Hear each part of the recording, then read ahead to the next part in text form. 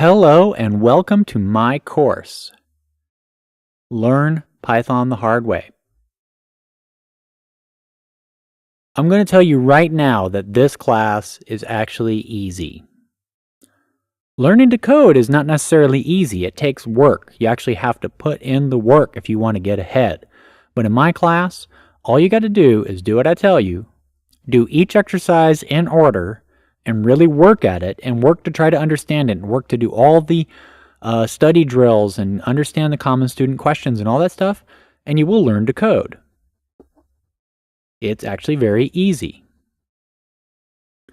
But I'm going to give you a few tips that will help you get through the course and make your life just a little easier. Tip number 1. Practice every day. I know you're saying, I don't have 2 hours every day to practice. Okay, well, you do, however, probably have 15 minutes here, 20 minutes there, 30 minutes at this point, 30 minutes at that point. You can do drills, memorizing things while you take the bus, or you can record things you're supposed to remember and put them into your iPod and play them while you drive. There's all sorts of ways for you to practice what you're trying to learn every day. This is how I get good at so many things I do. I learned to play guitar this way. I learned to write this way. I learned to code this way. I learned all sorts of things this way. I've even taught myself to paint and draw recently doing this. Practice every day if you want to get good at it. But a good solid 2 hours where you sit down and you just do it before you go to sleep or when you wake up or at some point when you're nice and relaxed will definitely be the most optimal way to learn to code.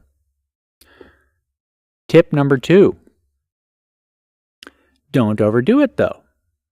One thing that you may have is you may have frustration while you're going through this, so take it slow. If you're younger, you may not have a problem with this. You may be able to just blaze right on through this. If you're older, you may have to actually work a little. There's a lot of things that I learned later in life, and I had to really just struggle and take it slow, chip by chip, little bit at a time.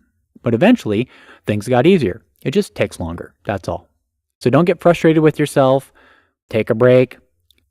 If you start doing something, you don't understand it, and you're going crazy, take a break. Go do something else. Usually, if you study things before you go to sleep, then when you wake up, sometimes you have the answer.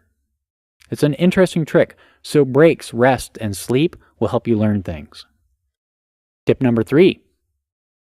It's all right to be totally lost at first. Programming is a lot like learning any other language, human language or not. At first, if you were trying to learn, say, French and you didn't speak French or Japanese, you would be completely lost if you were like trying to learn it. It's the same thing with programming. You're going to be totally lost. None of this is going to make any sense, but you should start feeling that maybe it will, maybe it could. There's nothing in programming that isn't just common English words and symbols that you need and you encounter every single day. So all you have to do is just struggle with the concepts that those words are trying to relay. And the way you do that is take your time and just assume that you're not really going to understand what's going on, but by trying to understand what's going on, you will eventually get it. It's all about just trying to accept it as something you have to struggle with and trying to look at it from different angles and understand it. But it's okay to be lost at first. Number 4. When you get stuck, get more information. I know professional programmers who don't know this trick. This is very important. When you are stuck, such as when your code doesn't work, or you have no idea what's going on, or you just have no way to continue, get more information. Research, look online, print out data, print out variables, look at the code from a different way. Don't just sit there and stare at the code expecting it to tell you what's wrong. That never works. If you want to solve problems, if you get stuck, you have to find more information to get yourself unstuck, and that can come from either an external source or from looking at things in a different way. As you go through the book, I will be giving you little tips that will tell you how to do this. Tricks such as reading code backwards, emailing yourself and telling yourself the problem. These all sound weird, but they all totally work. And all they're doing, all of my tricks are doing this very thing, getting you more information.